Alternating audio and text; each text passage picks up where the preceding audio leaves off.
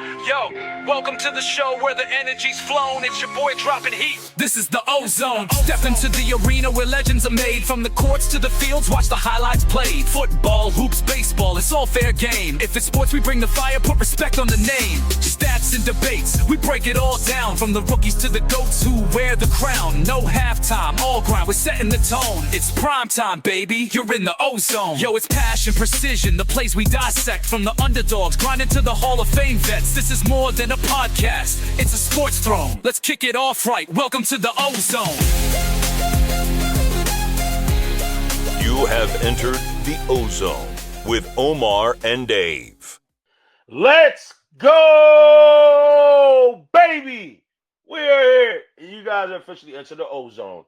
It's your boy Omar, and I'm gonna be honest. I don't know how to feel this. I don't know how to feel today. I don't even know how to feel today.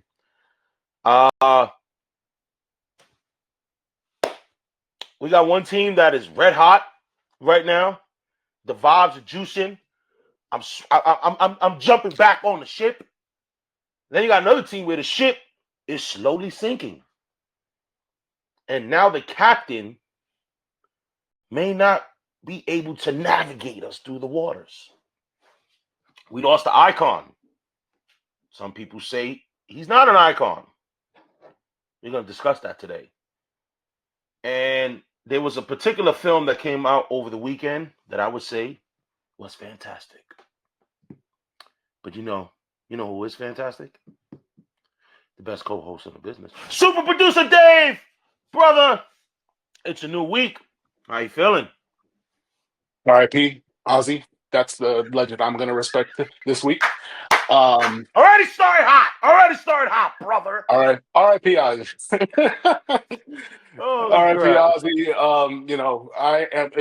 If you know me, I'm a huge rock metal fan, and there's no doubt of the impact that Ozzy has had on that culture and what he's done for people. And everybody has controversy, I guess, but universally, I see that Ozzy has been loved in his post-death. So it's R.I.P. to the legend. And brother, let's get into this because we got some stuff going on in the Bronx. It's a jam-packed show. Let's get into it. This is the Pinstripes Report. The Pinstripe Report. All right, y'all, this is the Pinstripes Report. This is where we cover that baseball team in the Bronx. I don't even want to acknowledge them. Brother, I refuse to look at the standings. Unfortunately, I have to look at the standings because we have to film this episode. And right now, currently, as this recording, the Yankees are 6.5 games behind the Toronto Blue Jays. We literally hold a 1-game lead on the top wild card spot. We are 8 games over 500. But that's not even the bad news. The bad news came out on Saturday about Aaron Judge. Aaron Judge is officially on the 10-day IL. Elbow issues. Let me just get the right now. It's a flexor. It's a UCL. It's a flexor strain and a UCL. In the UCL, that's the elbow. Basically, this is what Jeff Passan said. The flexor mass is a bundle of the muscle in the forearm that connects to the elbow and serves as a brake to take stress and strain off the UCL. Flexor injuries often precede those to UCLs, but they can be healed with rest time. So obviously, that's the route. Obviously, it could have been a whole lot worse for Aaron Judge. Apparently, he suffered the injury throwing the ball. From what Boone said, was on Friday. Now there's videos, brother, of him in Atlanta. So that was a series that followed the All-Star break where he's throwing the ball and you can see him like grunt a little bit. I don't care what it is. This is horrible news. The Yankees are playing like dog crap right now. And 10 days of Aaron Judge on the IL is not a good thing. Regardless of, yes, it's a good thing within the nutshell of, okay, he's not out for the year, doesn't need Tommy John surgery and that sort of thing. But right now, the Yankees cannot go without Aaron Judge for 10 days. And unfortunately, they're going to have to do that. Yeah, no, and it's funny, right? So as we lead into the show, we always do our research. We always look at everything. And of course, we watch the game, so it helps as well. But, you have to look up everything. So I'm pulling up the standings. And Oh man, ESPN, you're funny. So I pull up the standings, and the first thing I see is the Yankees are first place, and then I realize, no, this is wrong. This is the wild card. The Yankees Mm-hmm. got first place in the wild card division. Okay, fine, or the wild card race. Um, Brother, I don't know. Like you say this all the time. We talk about this all the time off the the recordings. The Yankees and Knicks, they're two teams that are not transparent when it comes to their injuries. Boone is like No, giving you the nope. cautious tone, but obviously his body language doesn't say it. His its expressions and the way he talks, it's just doesn't come off as like it's absolutely great. Now, best case scenario did come out as far as the reporting goes, but we have to see as far as like, all right, after 20 days, how are we feeling? How is Judge looking? Is Judge actually going to play, or is he ready to go? Do you want to give him more time off? I don't know, and the Yankees just don't do a really good job.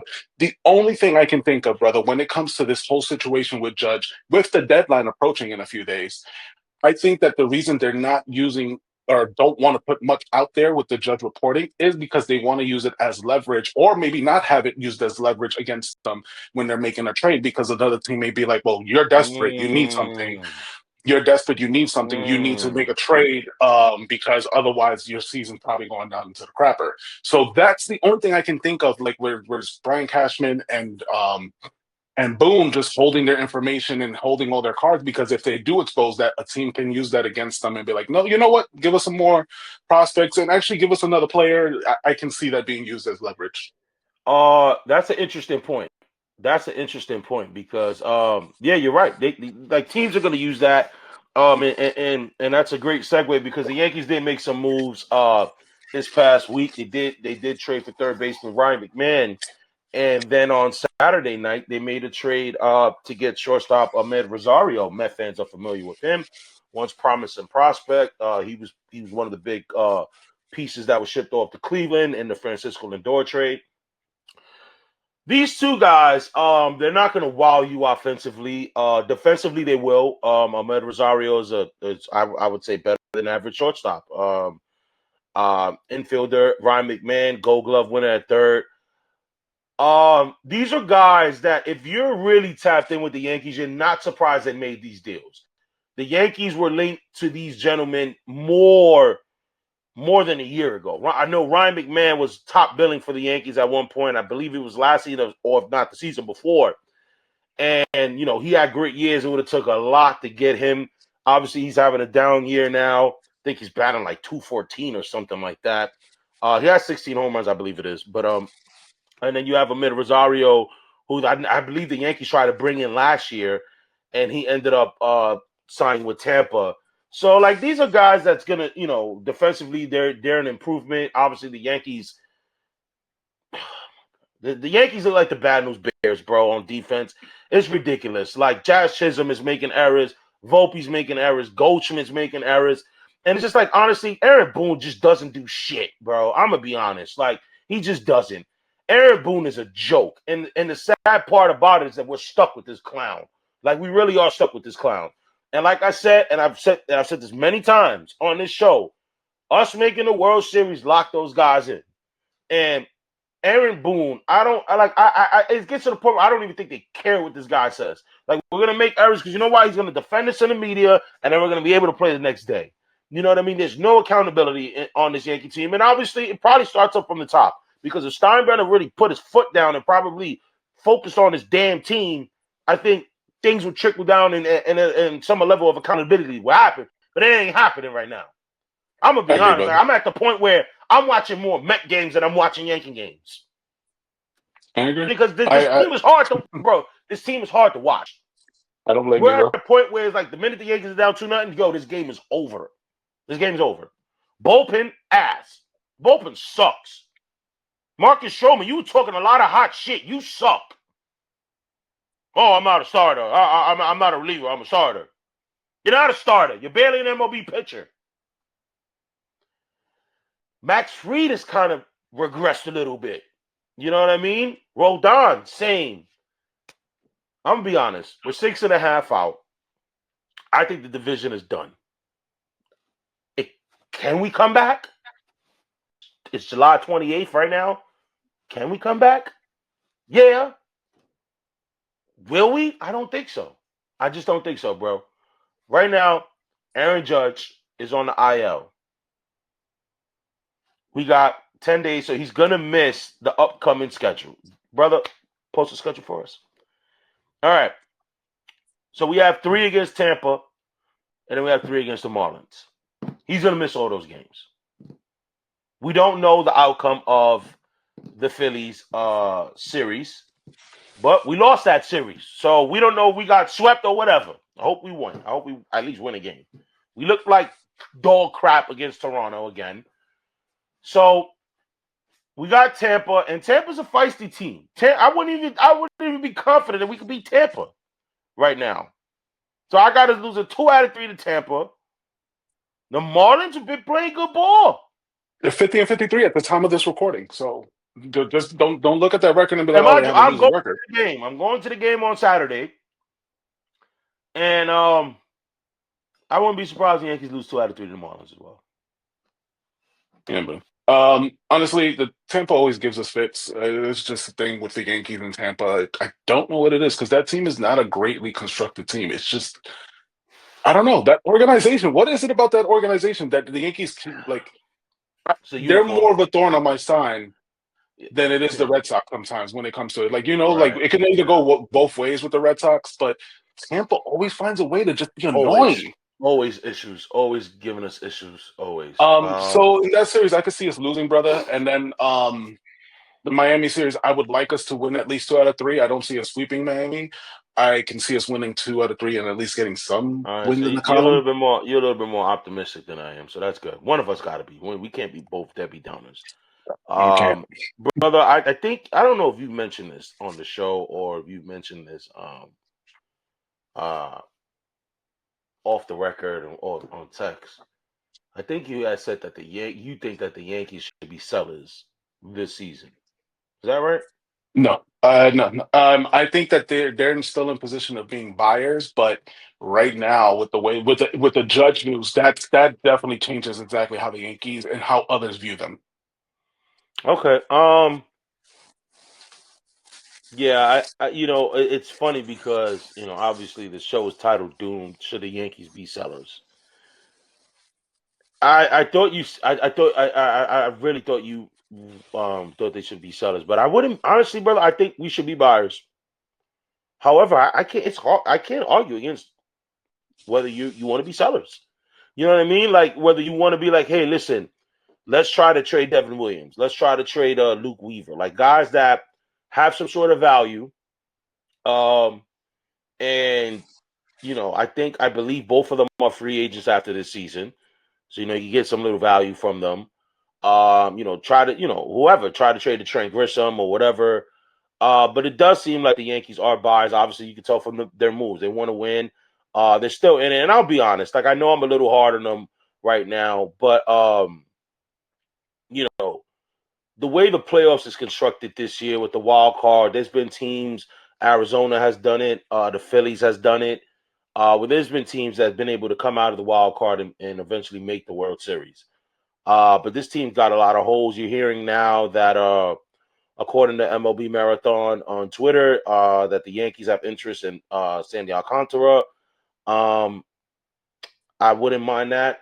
The Yankees need to address at least getting another starter, some relief help. But I don't know, man. I don't know. I want to get into more happy talk, bro. Can we talk about the Mets? Yeah, let's talk about my team. Let's talk about Dave's favorite team. This is the Amazing Rundown. The Amazing Rundown. It's about the Mets, baby. Love the Mets. All right, baby. Let's go. Get a home run, baby. Love the Mets. Let's go, Mets. All right, y'all. This is the Amazing Rundown. This is where we talk about them boys from Queens, and them boys from Queens is on fire, y'all.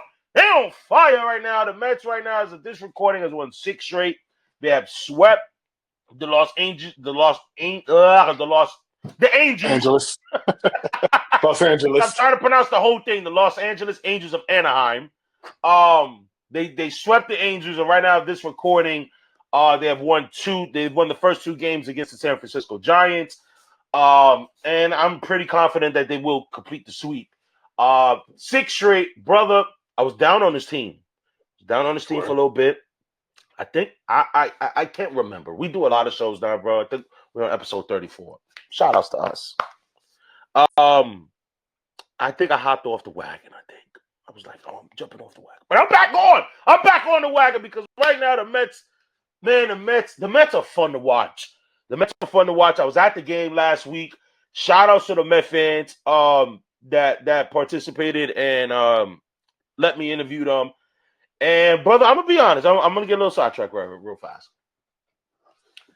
When I did the video, right, when I did the interviews in Port St. Lucie, the Met fans, I don't know if they were New Yorkers that flew into Florida or like New Yorkers that live in Florida now, and maybe they kind of chilled. They were a lot more nicer. New Yorkers are straight ass rude. Like, yo, New Yorkers, y'all rude as F. Simple as that. Brother, I can't tell you how many people curved me when I was trying to get an interview with them. Curved me. We'll put a pin on that for when we're, if it ever comes out that we're on the other side of people asking us to be in the interviews. Oh yeah. So I just you know what, that's what helped me cope. I said, you know what, there's gonna be a day, and it's gonna come where it's gonna be the opposite. I'm gonna be like, bro, stop. No, we're done with interviews. But shout out to my wife because she's like, babe, just go into the stadium. You'll probably have a better outcome. We go inside the stadium and get the interview. So that's what we did. And honestly, man, everybody was great that we interviewed. Shout out to y'all. You guys, man, them kids, them young teenagers were hype. They were hype. They're like, man, I've never been on TikTok. And they were amazing. They were nice. As silly as some of the stuff was said, as I'm going through the videos and editing, as silly as it is, it's good to see that they know some of their stuff. Like, that one kid, those kids were saying stuff that I was just like, all right, you could tell me, you're telling me you watch the games now. Your take's not maybe all there, and that's fine. Yeah. We all can agree to disagree, but the fact is that they knew their stuff, and that was impressive to me. Like, naming stats, as they're going. Obviously, they address plays that they wanted the Mets to take. Obviously, Jalen Duran was a popular choice. Obviously, outstanding center fielder.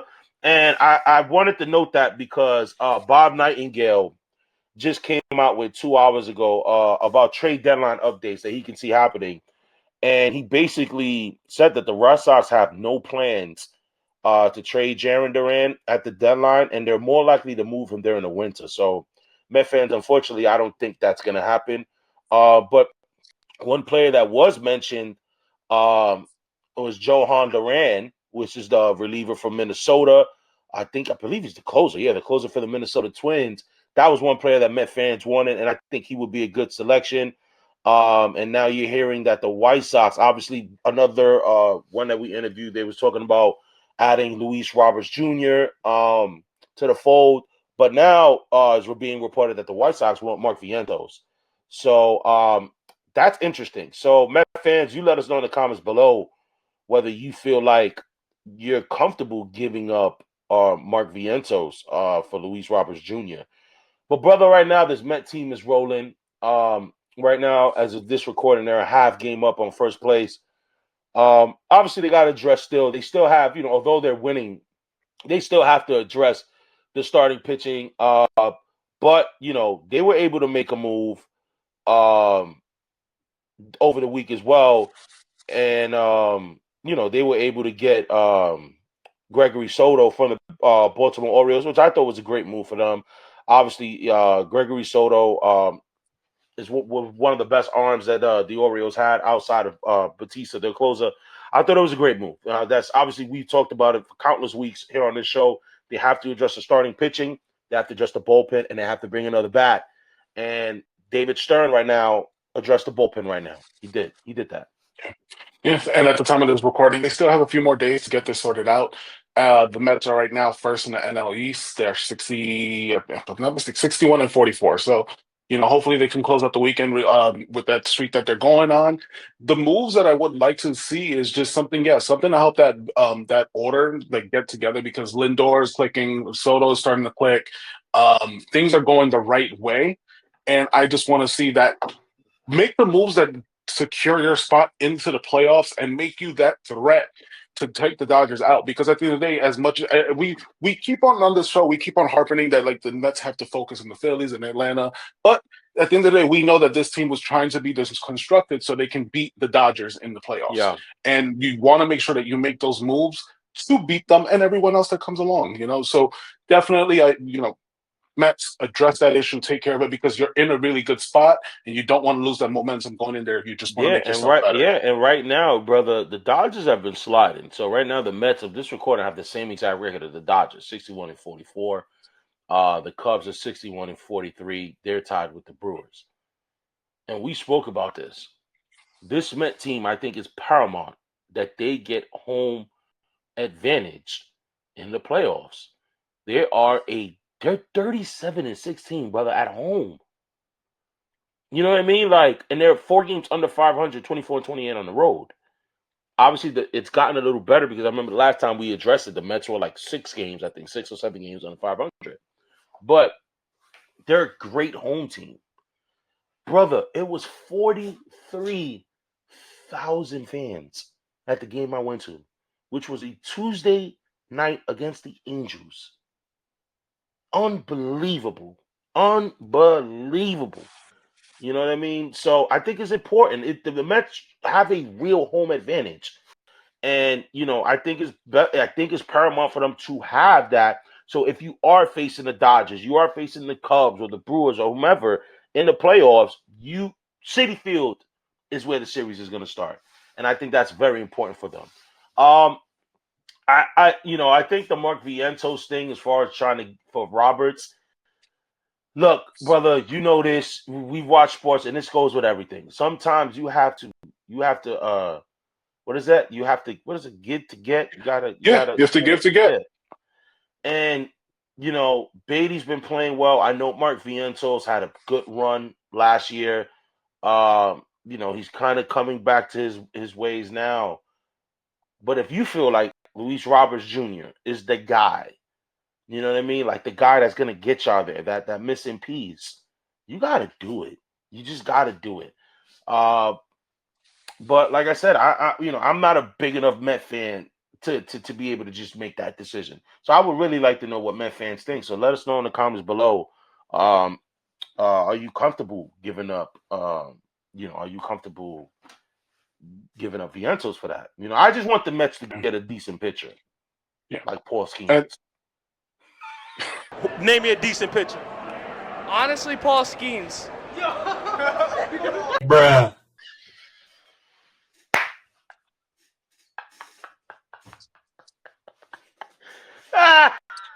Brother, that made me laugh. That young kid was reaching for the stars.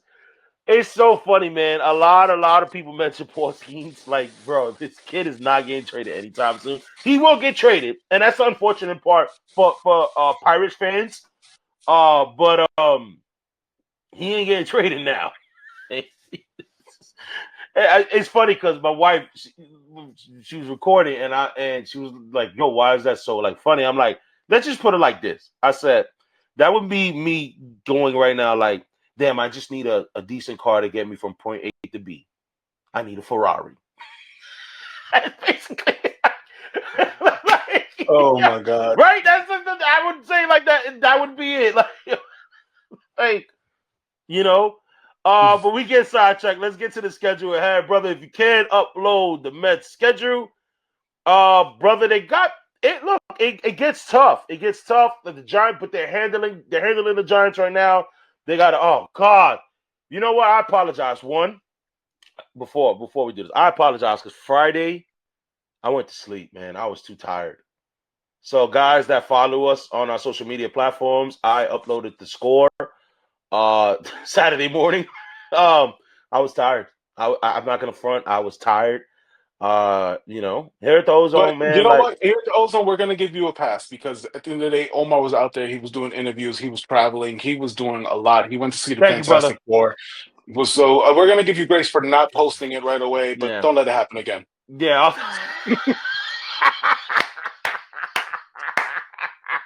I won't. Okay, I won't. brother. I promise. I promise. Okay. I'll be up. You got to talk to Met fans. Met fans want the apology, not me. Yeah, I'll be up.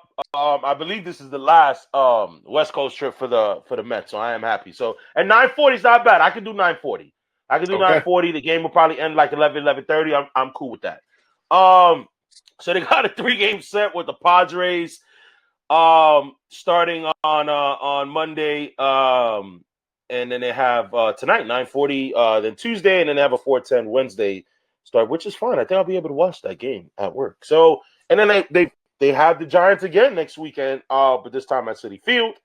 I like the Mets, man. They're rolling, man. I think I do think they dropped maybe one of the games in San Diego, so I think the winning streak will probably be snapped then. But I got them winning 2 out of 3, and then I definitely got them winning 2 out of 3 against San Fran at the crib. No argument here with that record because the Mets have done nothing to show me that otherwise. Like they're on a roll and they're going to keep going as long as they keep their eye focused. And All hopefully they right. make a move. Hopefully, next time we record, because we'll have some updates with some moves that they made. All right. This is going to be interesting, guys, because we're going to pivot to a very Polarizing. How about that? polarizing debate. Dave and I are not on the same. We're on the same page, but not on the same page, I would say, on this topic. I think that's fair to say. Yeah, so let's get into it. Let's talk wrestling. Give me a hell yeah. What? What? All right, y'all, this is Let's Talk Wrestling. And this past week, we got the news that the immortal, no longer immortal, Hulk Hogan, WWE Hall of Famer, had passed away at the age of 71. I'm gonna be honest. I was at the airport. I was on a plane. I was on and off in sleep, and the gentleman to my left, I saw the monitor, and it was on Fox News. And I'm not gonna lie, man, it was a tear in my eye. There was a tear in my eye as a wrestling fan. I idolized 2 guys. I idolized Bret the Hitman Hart, and there was Hulk Hogan. I have a shrine of them right here to the right of me. Hulk Hogan saved parents, eat your vitamins. To this day, I put on tanning oil to try to get that Hulk Hogan hot dog tan. You know what I mean? Cut the promos. Where you living? Let me tell you something, brother. You know what I mean? Like I posted it and stuff like that. So it's a sad day. It's a sad day. I think as a wrestling fan, and I am talking strictly the wrestling. I'm talking Hulk Hogan, not Terry Bollea. I'm talking Hulk Hogan. I was sad. I was sad. Big, just his accolades. 6-time WWE champion, 6-time WCW champion. He was actually a tag team champion. Didn't even know that with Edge. 2-time Hall of Famer. He was inducted in some 2005, 2020. He was inducted at the NWO. He main evented the first 9 WrestleManias. He made wrestling global. Wrestling was a territorial thing, and he made it pop culture. Hulk Hogan is Kleenex. Hulk Hogan is Coca-Cola. You don't have to watch wrestling to know who Hulk Hogan was. And wrestling right now would not be where it is without Hulk Hogan. But there's other stuff. But for me, I am separating the two. I'm able to separate it. I want to. I'm not coming at anyone who doesn't, because I know you're gonna stress your point, brother, soon. But I want to do it. For me, I want to do it because I grew up saying my prayers, eating my vitamins. I'm not gonna just throw away my Hulk Hogan stuff that I got. I want to do that. Maybe is it selfish? Probably. But I want to look at it that way. Go ahead, brother. The floor is yours. Yeah, but I mean, I'm not one of those like pitchfork people who is going to tell you like, hey, like you need to get rid of yourself. If you haven't got rid of it at this point, that tells me that what that man meant to you at this point. So I'm not going to knock that. And anyone who does want to respect his legacy, but there is, for me, I cannot separate the person from the wrestler because to me that goes hand in hand. This is a man who, yes, 71 years old. You come from a time where maybe he have been more acceptable to become a racist or be racist, but you also are a person who has worked with so many backgrounds, so many people of different races and agendas. You have been around the block, and it's only shown me that you've only done this and you've worked with these people because it benefited you. And this is a big theme with Hulk Hogan. If it benefits him, he's gonna do it. I cannot separate the fact that there's audio, multiple audios of him coming out as a racist, calling black people out, not wanting to be reincarnated as a black family, not wanting to have his daughter date a black man, and if she was going to date a black man, let him be a 6'9", or I forgot the height exactly, but let him be a tall black NBA player, and then effing N-word. Mm-hmm. So we're not going to go ahead and just, for me, but I'm not going to go ahead and just forgive all because of what he did to wrestling. I'm not going to be stupid. I'm not going to be ignorant. I'm not going to say that Hulk Hogan has had no impact on wrestling. He is a big, major impact of wrestling, but I cannot separate the two because, fine, you did that stuff. The stuff came out. You know what you've done since then? You have not actually apologized for it. You have not done anything to make your image look better in that community. You have done nothing to make yourself seem at least like if you were, what's the word? Like you're sorry about Remorseful? it, or like Yeah. remorseful, or like you've done no work towards that. And if anything, like since that moment has come, because I think 2015 was when the initial audio came out with the stuff about his daughter. Since then, you haven't done anything to repair your image in that community. You've Yeah. just, if anything, done little things that make it feel like you doubled down. And this is not to go about political stuff, but the people you decided to align with and the way you chose to speak about people against the political party, against the one you support, doesn't help your image at all. I am completely fine with me not being able to associate the two or separate the two and just see him as for what he was, because at the end of the day, this is who you were behind closed doors. There's a reason why so many wrestlers don't like to talk to you. There's a reason why so many people don't want to talk about you in a positive light. Yes, there's going to be people who do have that impact and they do have things to say about you, but there's a reason why so many of the black community wrestlers don't like you around. There's a reason why WWE tries to ignore the past that they, why they fired you. There's a reason why they decided to just act like nothing happened. And it's because it's so controversial. And at the end of the day, Hulk Hogan, you were a trailblazer in what you did and what you brought to wrestling. You took advantage of it, but at the end of the day, what you did in your lifetime just doesn't, for me, you ended on a bad note. And sometimes that happens to some people. You could do amazing things until the lights are on you and we see exactly who you are when you're exposed. Well said, brother. You can't argue that point. We talked about it when he made which was now his final appearance on Monday Night Raw in LA, and he was getting booed, and people wanted to make it a political thing, and we said it. We agreed on that part that it wasn't, and it was more of his, racist comments and that sort of stuff. You know what? I guess this must feel. And it's like you can have debates because you got people who are going to be like me, like, no, I'm a separated. I want to think of Hulkamania, and then you got F that. I'm not. I can't like unhear what I heard, and I was like, guys, please, and I don't mean this by anything, but I guess this must feel how when Ultimate Warrior died. If you were a big Ultimate Warrior fan, and I was more on on how you felt about Hogan, that's how I felt about Warrior. I'm like, I don't care what he did. You know what I mean? Like, he's a racist, he's a bigot, he's everything in the sun. But he went out in public. Hulk was more in the closet. It's racism, and it got leaked out, but it still is not. It's not defendable in that aspect. And in a nutshell, I told this to you, brother, off air, and we both agree on this. Hulk Hogan, legend. Terry Bollea, piece of shit. And that we agree. That we agree on. Brother, let's just go to some good news. Because guys, we do have another episode of the Ozone that is premiering this week, Friday, 5 p.m. Guys, as Dave and I with special guests, our boy Jeremy from the Rock and Nose channel will be previewing night 1 and night 2 of SummerSlam. The card is out now, so now Dave and I and Jeremy are going to dissect everything about it. And I'm gonna be honest. I would like to say that I'm excited, but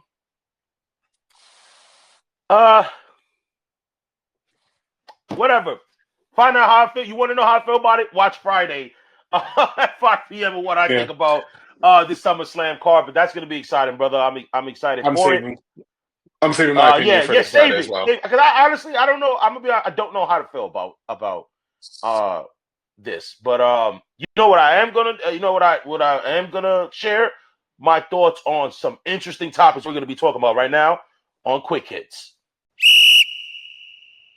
All right, y'all. This is Quick Hits. This is where we cover everything around the globe. The hits come at you so quick you don't see it coming.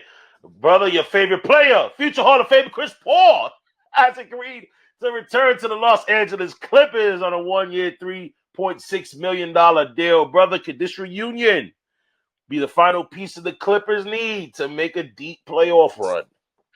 I'm sorry. So the Los Angeles retirement home has acquired another old, I'll be honest. old. It keeps helping your argument that you've been like, yo, they just get the old players. Like, Yeah, had this been 2015, oh my gosh, this team oh, would have been the dream best team. team. Dream Yeah, team. but the fact is that this is just a bunch of players that are washed up. And once again, I will harpen back that yes, the Clippers did finish fifth in the West last year, but that at the end of the day, what does that matter? Are you good enough to beat OKC? Are you good enough to beat the Nuggets? Are you good enough to beat the Lakers? I don't know. Yeah. And or the Timberwolves because I forgot that there's so many other teams. The Right, West right, is right. Yeah, strong. the West is So loaded. so Pause. this just tells me like you're gonna have Yo, to stop that. People roasted me last week. Oh my Yeah. God. Roasted me. So just watch your comments, bro. I know.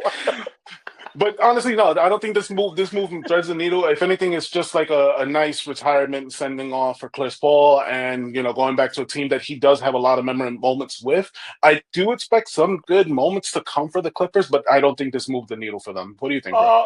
Yeah, he played all 82 with San Antonio last season. Um, you know, I, this team is interesting because, like you touched on, they are very old, but they have some formidable pieces. Brook Lopez, Bradley Beal, Chris Paul, and then you're adding it to a decent team that they already had with Zubac and James Harden, Kawhi Leonard. If they can stay healthy, I think they're going to be good. I honestly think so. If they could be healthy, but that is a big if because you have a lot of old players. So I think now you have to invest in the medical team, brother. You might have to work for them. Yeah, I think I have to renew my They're massage gonna need license. And every medical person that they can get because Icy Hot, yo, Shaq, you might have to sponsor Icy Hot. But yeah, that's what it is. I think if they can stay healthy, they'll be good. But it's a big if. Let's move on. So we're still with the NBA. NBA reporter Kevin Smith revealed that the Knicks executive recently confirmed the team's desire to keep Mikal Bridges in New York for a long time, citing the significant commitment made to acquire him. With Bridges eligible for a 4-year, $156.1 million contract extension, will the Knicks lock him in as a core piece for their future? Personally, you know this, brother. I've been a big Mikal Bridges fan. I'm a big Mikal Bridges fan. You don't trade 5 picks for a player that you don't see in your future plans. However, I do understand that they haven't locked up Mikal yet because you hear until that Giannis is not going to happen in the offseason. They don't want to sign him because if you were to give Mikal the extension, you cannot trade him until December, I believe it is. So I'm gonna be honest. I'm off the Giannis talk. Like I don't care to have Giannis because I know what it's gonna do to the team. And our problem was depth. And I'm excited to see what Mikal can bring in now, year 2, having played now with Jalen Brunson. I get it playing college, but college and the pros is different. This is different Jalen Brunson too. You know what I mean? What he did in the playoffs really showed, like, okay, this is the Mikal Bridges that we wanted. Lockdown defender. You know what I mean? I would like to see him a little bit more aggressive on the offense, but that comes with Mike Brown and his actions, how he's going to do it. Let's lock him down. Let's lock him up. If he signs this extension, that's actually going to help us. when it comes to the cap. So I'm all on board, man. Lock down Mikel. I'm with it. Yeah, I'm interested with the Mikel stuff because at the end of the day, we've seen what Mikel could do as a 1B when he was on the Suns and playing with Booker, and then when he was the number one option on the Nets, he was doing great. So and now he's on the Knicks, so it's just 1 year removed. And I am interested in what we do to if we do that extension. I know the Giannis talk you're over, but it's not over until it's over, right? So we have to Yeah. see how that plays out. Yeah. But if they end up doing extending him, I'm okay with that move because at the end of the day, I want this core to go like you said. We don't want to need to gut the team if we got 2 games away from the final. So like figure it out, get it done. Yeah. I'm with you. I'm with you on that. Yeah. I don't see why people want to like just quick to get rid of Mikel. I just don't see This it. ain't 2K. This ain't 2K. In Yeah. 2K, I This would is make the not. move, This is not. and I Yeah. probably will. But Yeah. Yeah. I know you would. Speaking of 2K, this past week, Kyrie Irving was he was streaming. I don't know if he was playing 2K, but I just thought it goes together. He spoke candidly on his live stream about his time with the Brooklyn Nets, revealing the tensions behind the scenes. He stated, and I quote, "I wish that we got a chance to get to know them beforehand," speaking of the Nets, "because they wasn't feeling me like that. Kenny Atkinson, who was the coach at the time, wasn't feeling me like that," which is Kyrie Irving. "The Nets didn't want me like that. They wanted KD." Brother, given Kyrie's comments, do you think the Nets ever truly embraced him as a franchise cornerstone, or he was just viewed as a secondary piece for Kevin Durant? I will say that with Kyrie did no favors for his image, Yeah, especially during that COVID run. yeah, Regardless agreed. of how you feel about the politics of that stuff, at the end of the day, Kyrie has done him no favors. There's a reason why you've been on multiple teams at this point, and it's not because you're that good of a player. You're an amazing talent. Let's just stop there. I'm not trying to slander your play. But the stuff that you do outside of that is what makes people maybe not want to support you fully. Yes, they want KD. It's Kevin Durant. It's not like we're talking about some bum. We're talking about Kevin Durant. We understand why the Nets may want to favor him over you. You were supposed to always be the 1B. You were supposed to be the Pippin to this. So I don't know. Like, how do you feel, bro? Um, this kind of conflicts reports, right? Obviously, I would like to take Kyrie's word for it, but this kind of conflicts what was being reported. Like because if you hear guys like, although I hate Stephen A, I'm not a big fan, but you hear guys Stephen A, multiple reporters have always said KD wanted to come to the Knicks, right? And obviously a lot of things factored in him not going, which is obviously when he tore his Achilles. He kind of gave Kyrie Irving more of like, okay, you run the ship. And Kyrie wanted to go to Brooklyn. And that's why, and KD more followed Kyrie. Now, I do believe Kyrie when I would say that the Nets they put up with his crap because of KD and his relationship with KD 100%, because it's not a coincidence the minute they trade Kyrie that KD wanted to trade. You know what I'm saying? But my thing is that Kenny Atkinson wasn't feeling you, Kyrie, because he knew you were a distraction. Kenny Atkinson, now, I know with Jordy Fernandez now, Brooklyn has a good coach in place, but letting go Kenny Atkinson from the jump was a mistake. You know what I mean? And they brought in Steve Nash, and I'll just say this, Kyrie, you didn't, I don't know if with these comments he's trying to blame Brooklyn, but bro, you didn't make it easy for yourself. You know what I mean? You did a lot of things that took away from basketball and became a distraction for the team. And obviously, all this, brother, I'm just happy they never came to the Knicks. That's all I'm Yeah, gonna say. I mean, I'm very happy they never came to the Knicks. it's one of those things that we can just look at Brooklyn and just laugh because there's a whole thing about Brooklyn and the way they wanted to Yeah, separate themselves from the whole city, and it's just Brooklyn, and it's just funny watching them collapse. yeah, I will say real quick, moving on, Texas is going to have a nice, interesting matchup this year with the Rockets and Mavericks. With hopefully we get that matchup going on with Kyrie and yeah, KD. yeah, yeah, yeah. All right, brother. Excuse me.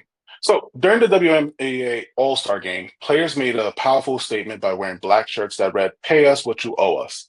This collective demonstration came just 2 days after more than 40 players met with league officials for the latest round of collective bargaining agreement and negotiations. Is this WNBA finally ready to meet the players' demands for fair compensation? How do you feel, bro? Paid them. Like, the league is making the viewership has gone up. The new TV deal is about to kick in. Ticket sales in these arenas are going up. Can I go off right now? I'm gonna go off on this. You gotta go off. Go ahead. Why y'all acting like and this is men? This is men. It's the macho men, right? You guys want to go off like, oh, they're hindering money, they're bleeding company, oh, that they get money from the NBA. It ain't your money. Why are men so infatuated with these girls trying to get paid? Yes. Should they get paid like LeBron James and them? No. You have to be realistic. But should they get paid? Yes. They're making money. The league is making money now. These girls right now, the Caitlin Clarks, the Sabrina Nescus, the Angel Reeses, they're bringing eyeballs. This is not the league where they were hindering money, where you had Rebecca Lobo and that. Yes, these girls right now are bringing eyeballs. Do people forget the NBA used to be on tape delay?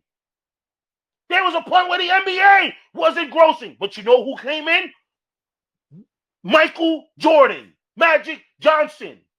They eventually got the league there. That's what these girls are doing.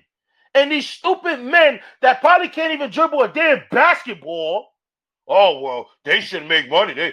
Nobody watches it. Apparently, you watch it because you care so much that you don't want them to get. If you got a problem with them wanting to get their money, don't watch it. It ain't your damn money. You don't got to pay them. Your season tickets aren't going up because the NBA needs to pay for the WNBA. It does not affect your wallet. So I don't get the infatuation that these men have with one of these girls. Like, oh, they whack. They'll cook your bum ass. Let's put it like that. Like, I don't get the infatuation that these men have when it comes to the WNBA. Y'all almost dropped the F-bomb. Don't watch it then, bro. Don't watch it. You got the nerve to say this is not basketball, and it's always coming from dudes that can't even walk straight. It's ridiculous. Pay them. Caitlin Clark is selling out NBA arenas. The WNBA is as high as it's ever been right now. I'm going to bring you in. But my only comment to this is that I have no argument with paying the women, and it'll always go back to just pay them what they deserve. Doesn't mean that they have to get the LeBron salaries, because at the end of the day, there's nobody in the WNBA who can dunk. There's nobody dunking. So that's the only argument that I have. At the end of the day, they deserve to get paid. They just don't deserve maybe that much. And it's just when you earn it, you get it. Obviously, the NBA gets that money because of what they bring in as a whole company. So that's my only argument to that. And the things are going up.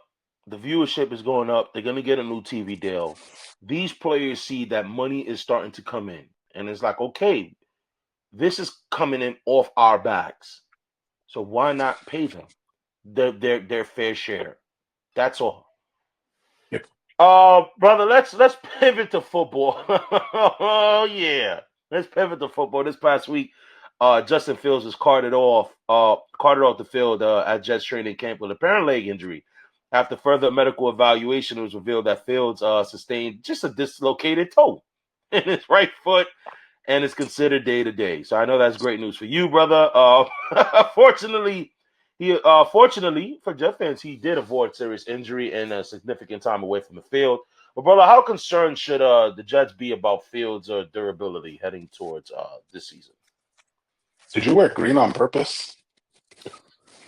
I didn't even notice that.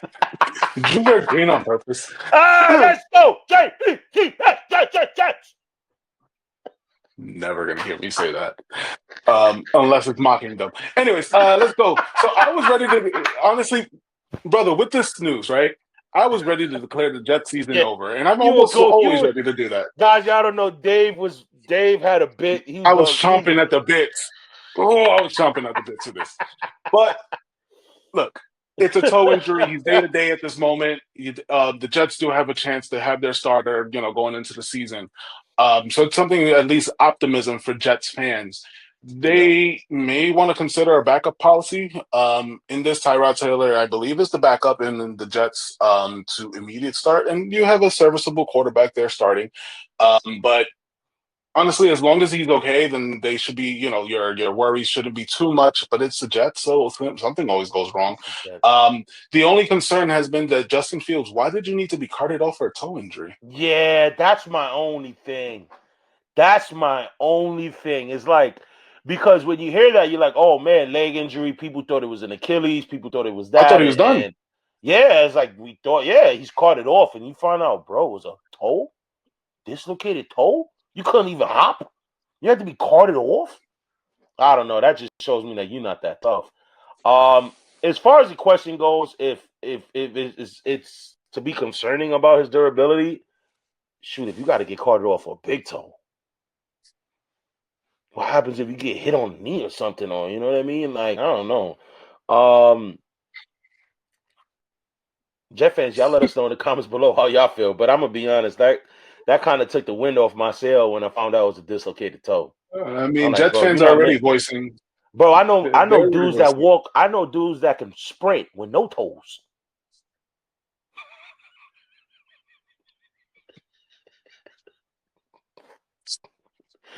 Jets fans, they're already voicing their opinions on how they feel about me and the Pats this season. So you're gonna love me. You're gonna grow to love me. All right. Oh man, I can't wait for Um, football season. I'm excited. all right, brother. So let's move it on. And we're sticking with the NFL because we got some really big, interesting news Oh on this man, this part. is big. This is big. So, according to the New York Times, ESPN is reportedly nearing a blockbuster deal to acquire the iconic NFL Red Zone and NFL Network in a deal rumored to be worth over $2 billion. If finalized, how will this massive move reshape the landscape of NFL media coverage? Um, I know monopolizing things is illegal. But that's what this looks like to me. ESPN just monopolizing the NFL. Like, just they have every damn rights to it now. I'm gonna be honest, I'm not crazy about this. Only because we love NFL Red Zone, like every other like NFL fan love NFL Red Zone. And I don't know. I just find like if this were to happen, ESPN's gonna find a way to ESPN it up. Throw a Pat McAfee, throw a Stephen A. Smith in there. It's like, no, we want Scott Hansen, and that's it. That's all we want. That's what Red Zone 7 is. hours. 7 hours, Uninterrupted commercial football. free, the witching hour. You know what I mean? Like, they're gonna find a way to ESPN it up. Throw a little ad here, throw something here, and it's just like we're gonna have Dan Orlowski. We're gonna like, you know what I mean? Like, I'm not crazy about this. But this is why ESPN has Stephen A. Smith covering every damn sport, because they're putting all their money into things like that. That's why they don't have, Yeah. you know what I mean? You get what I'm saying, brother. No, I get you. Honestly, I would love if the NFL Network and Red Zone can just stay independent or move away from that stuff and not be acquired.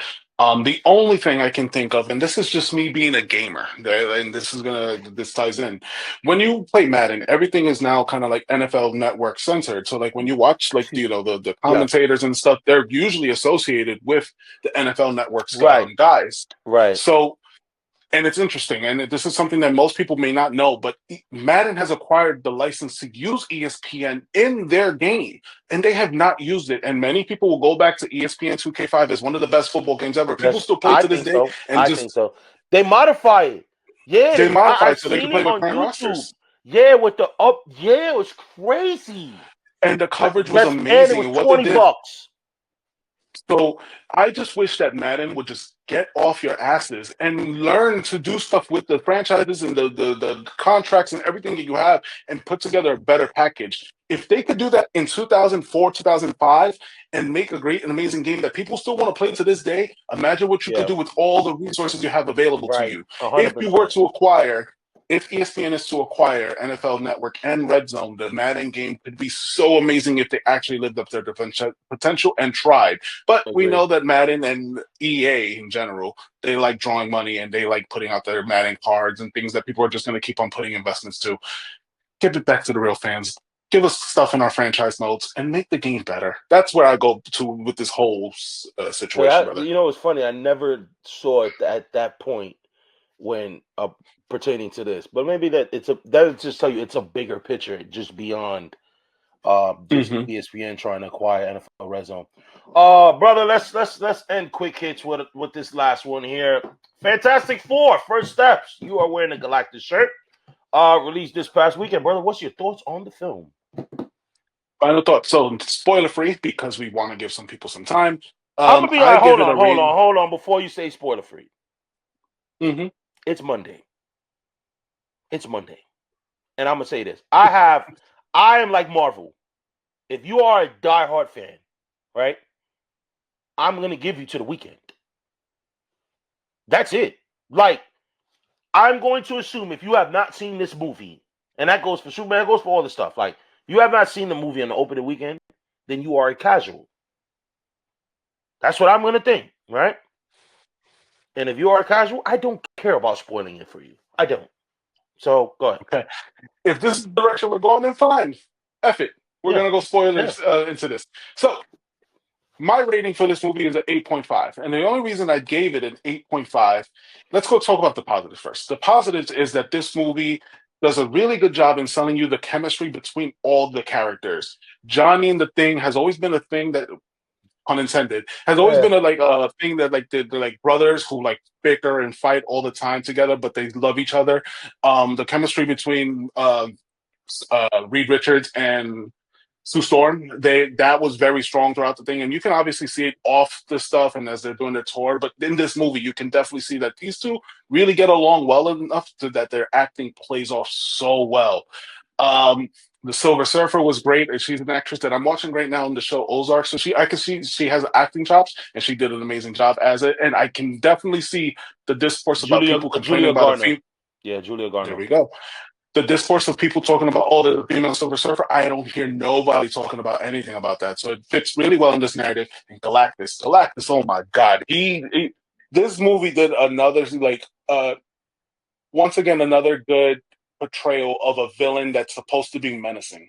And I definitely see Galactus coming back. I would love to know where he was shipped off to. Yeah. And if we're going into spoiler territory, we got a little glimpse of RDJ as Dr. Doom at the very end. It was confirmed that was Robert Downey's Dr. Doom in the mid-credit scene. And I'm assuming what's going to happen. Yeah. What I'm assuming is going to happen is whatever that scene was is going to continue into the next movie in Doomsday. Here's my negatives in this, and then I'm going to give you the floor is yours. My negatives in this movie, and the reason I gave it an 8.5 instead of a 9 or maybe a 10, is that the movie introduces you 4 years into the Fantastic Four already being an established team. The world knows about them.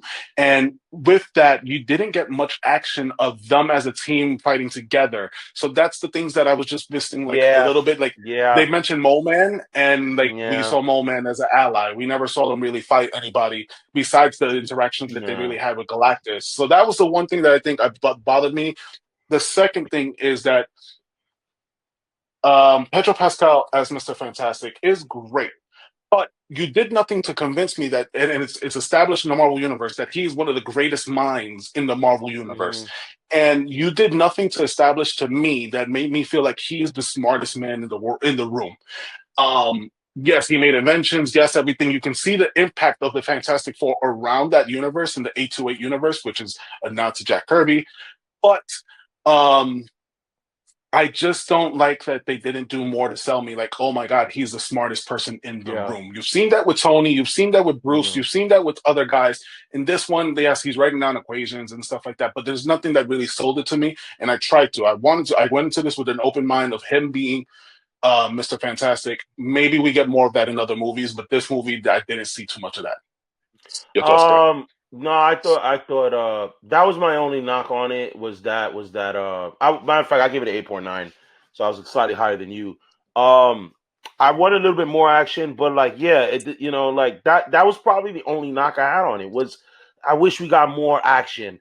But it was just more of like recap. They kind of just touched on like their run, like during the 4 years and Moman and them defeating. I like that because Moman is the original villain. I think he was the first villain, right? Of the Fantastic Four. So I like a little nod to that. I loved the casting of Joseph Quinn.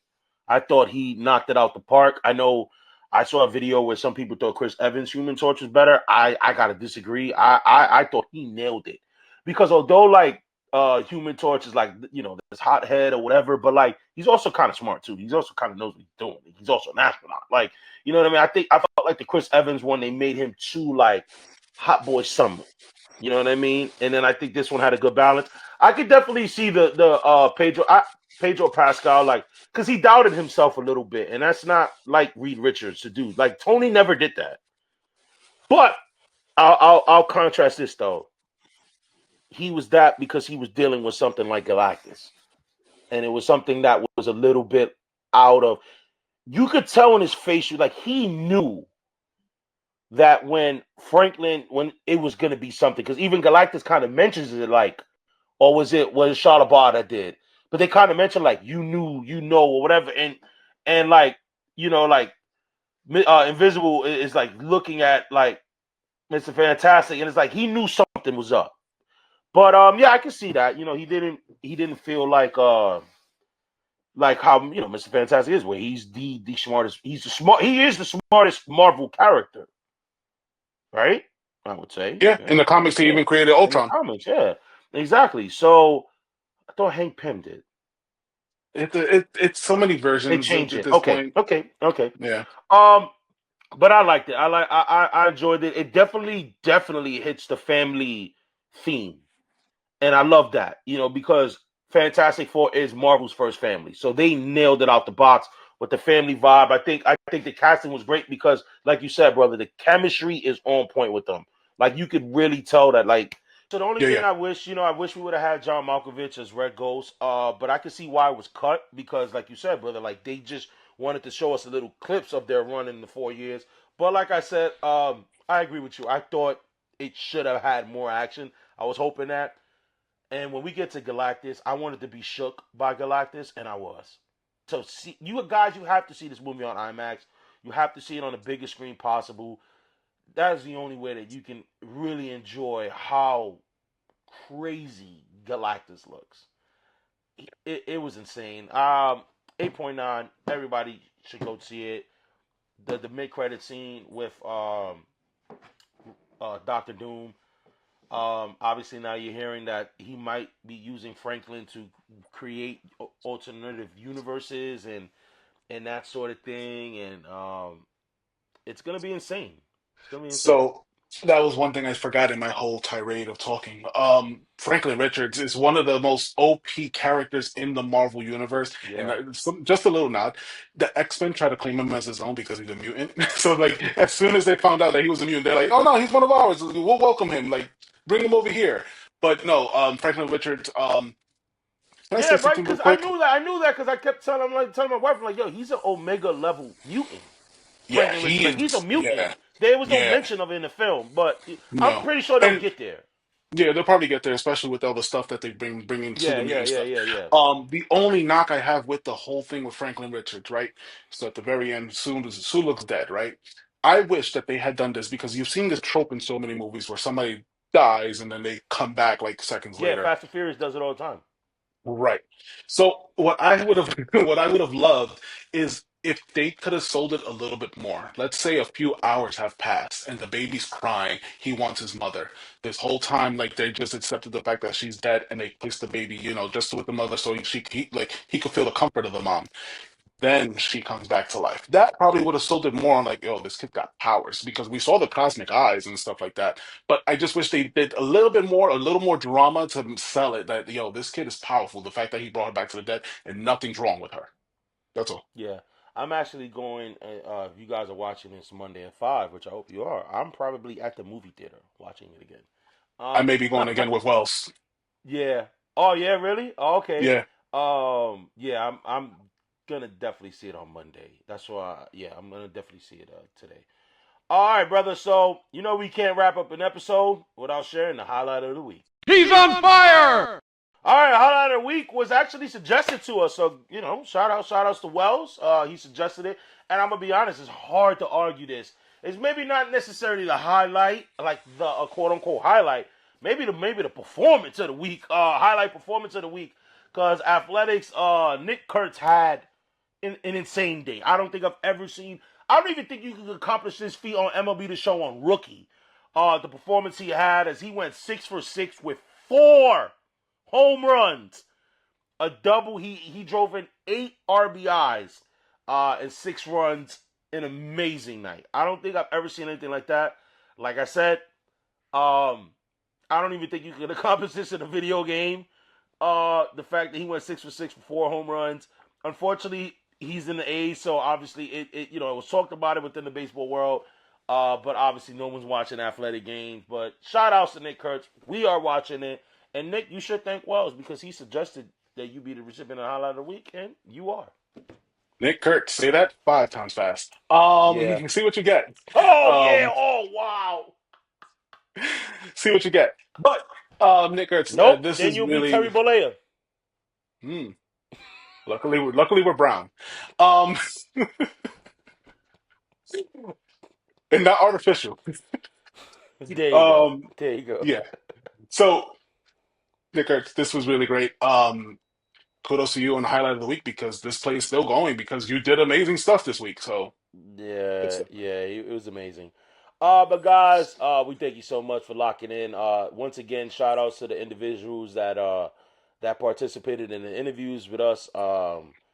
And unfortunately, I was gonna plan on doing interviews at the Marlins games for the Yankees. However, I forgot, bro, that the Marlins Stadium is really strict on size bags, and I just won't have like a bag that can carry the equipment. So I'm actually gonna take a day off, if you would, and actually try to enjoy the Yankees. But guys, thank you guys for just locking in with us. Remember that we are available on all social media platforms. We are available on Instagram, TikTok, Twitter, Threads, and Reddit. Yes, your boy aced it. I was practicing. Guys, this is where Dave does his magic. Guys, our shorts are cooking. You got to follow us on all platforms, man. Dave is always cooking. And guys, remember, we have a brand new episode coming out this Friday. This Friday, 5 p.m. as Dave and I will be breaking down night 1 and 2 of SummerSlam with special guest Jeremy from the Rock and Nose channel. So we're going to be dropping elbows and kicks. And Dave and I have an interesting take on this SummerSlam. And then we don't even know what Jeremy's going to talk about. Jeremy might have his input on this, and it'll be an interesting panel as we discuss night 1 and night 2 of SummerSlam. So be on the lookout for that Friday, 5 p.m. You guys want to know? This is going to lead y'all right into SummerSlam next weekend, night 1 and 2. So guys, I'll see you guys in a few days because we here at the Ozone, we stay delivering the fire. This is more than a podcast. It's a sports throne. Let's kick it off right. Welcome to the Ozone.